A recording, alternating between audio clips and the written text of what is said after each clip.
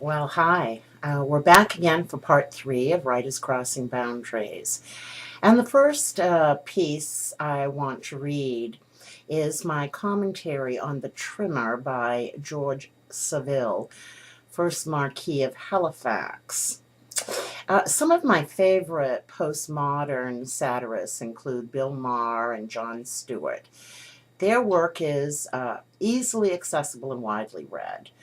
I am including a few of my essays on centuries-old satirists who've been largely ignored in recent times.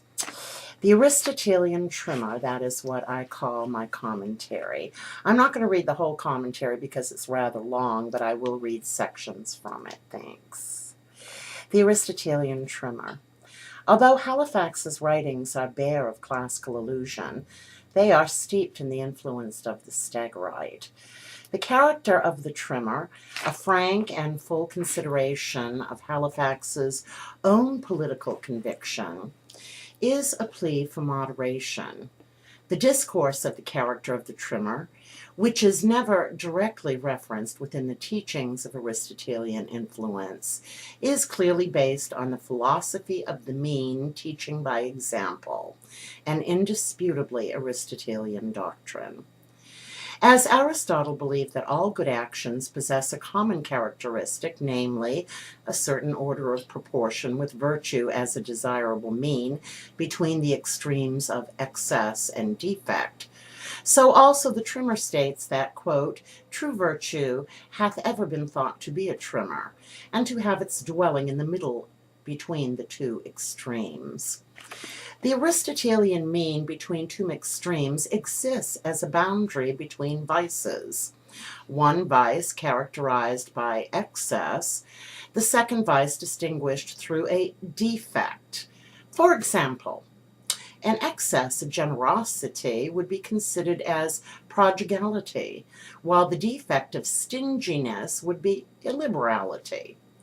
The virtue of liberality exists as the mean between these two vices. The general principle of Aristotle is that rational insight always finds the right mean between the unreasonable extremes to which the natural impulsive life might lead. For example, the virtue of courage is the balanced mean between cowardice and rashness. The Aristotelian doctrine of the mean was not proposed to exalt intellectual or behavioral mediocrity within the moral context of virtue.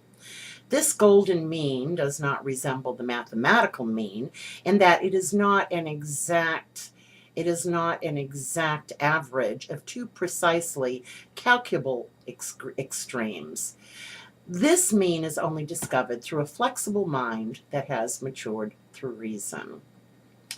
The doctrine of the mean appears in the Trimmer's philosophy, where political passions are not vices in themselves, but the raw material which could lead either to an excess or a defect in political vices, as they function either in disproportion through excess and defect, one quarter, or in harmony through the balanced mean. Political harmony is at the core of the Trimmer's political philosophy.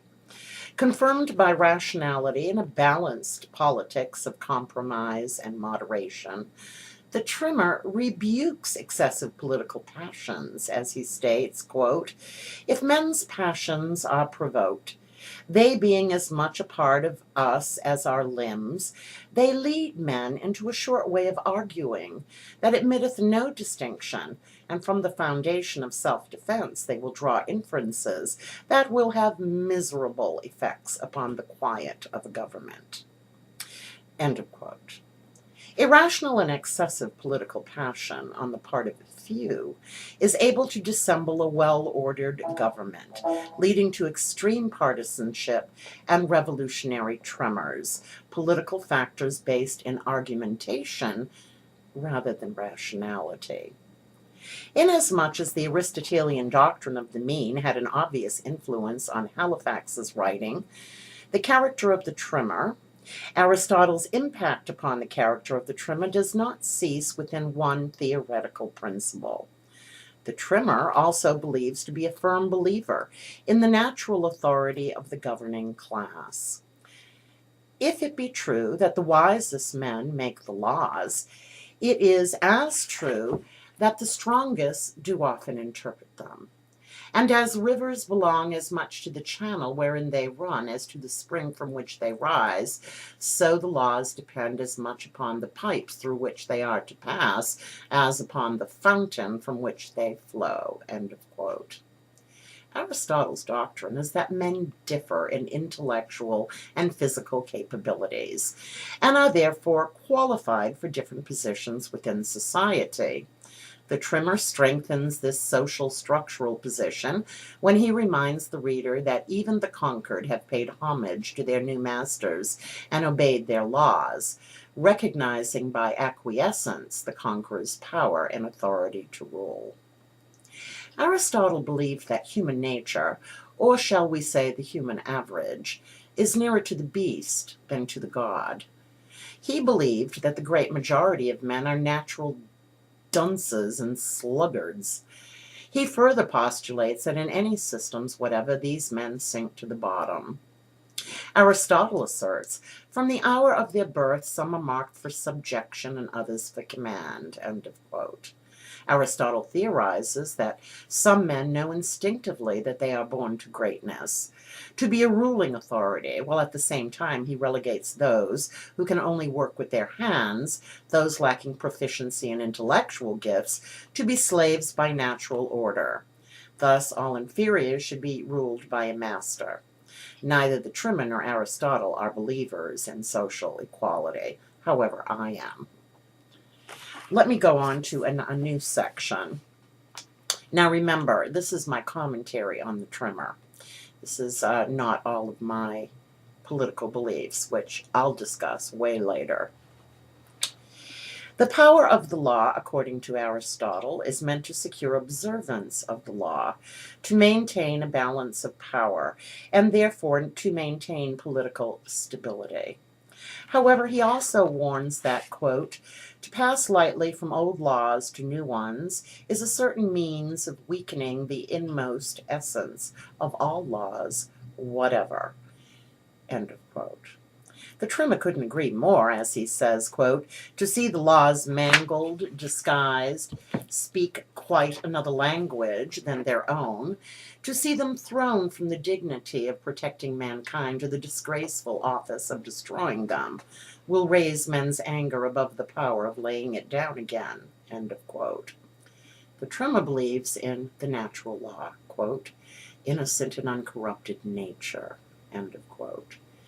It is only in this state that men can live the good life, and since the good life is man's natural end, the state must be called a natural society. Aristotle believes that a government is good when it aims at the good of the whole community, bad when it only cares for itself. Aristotle lists three types of government which are good: monarchy, aristocracy, and constitutional government or polity. By contrast, there are three forms of less desirable governments: tyranny, oligarchy, and democracy. Good and bad governments, in Aristotelian terms, are defined by the ethical qualities of the holders of power, and not specifically by the form of constitution. Aristotle holds, in accordance with the golden mean, that leaders with moderate competence are most likely to be associated with virtue, founding a reestablishment of the golden mean in terms of the temperament of leadership and authority.